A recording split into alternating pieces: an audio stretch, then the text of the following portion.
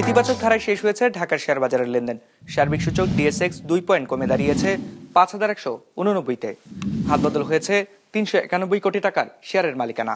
লেনদেনে অংশ নেওয়া প্রতিষ্ঠানগুলোর মধ্যে দর বেড়েছে ১৪৩টির, কমেছে ২০৯টির, আর অপরিবর্তিত রয়েছে ৪৭টির দর।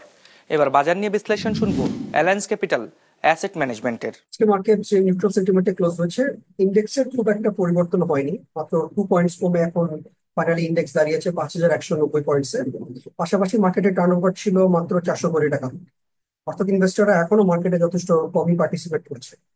পার্সেন্টেজের দিক থেকে আজকে প্রাইস বেড়েছে ৩১%, কোম্পানি প্রাইস কমেছে ৫২%, এবং অপরিবর্তিত ছিল মাত্র ১২% কোম্পানির প্রাইস।